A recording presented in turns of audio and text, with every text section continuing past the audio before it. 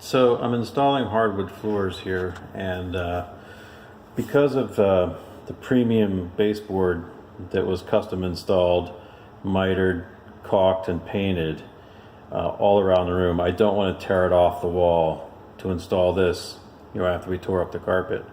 So what I'd like to do is, I could just butt it up to the side of it, and put a quarter round, but it's not going to look good here. And there are places where it just won't fit underneath the baseboard.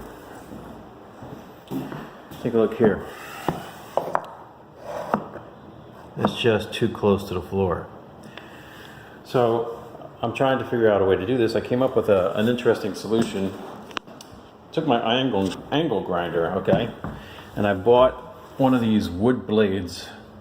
It's a 4.5 inch carbide tooth blade, and put that on the angle grinder. And this is a gnarly tool. Make sure you use your guard if you try this. But then what I did is I built this sled that I just zip tied to it, and I made the sled such a height. Starting to put these two pieces together, so this will slide right underneath there. So that'll give me about 1/8 of an inch clearance above the floor once it's installed. So now I can just take this with this sled, and you can see it's zip tied.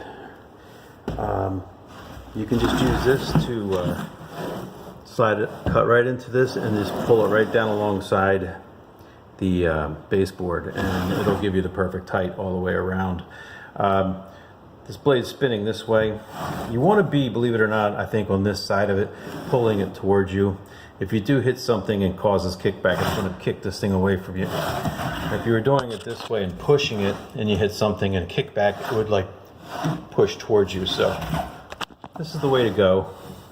Be careful, use the guard, use two hands on the tool, but this thing does an excellent job. And I'm going to show you a little clip of what it looks like cutting.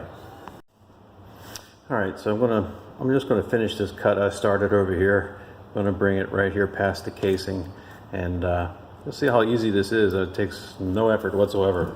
Here we go.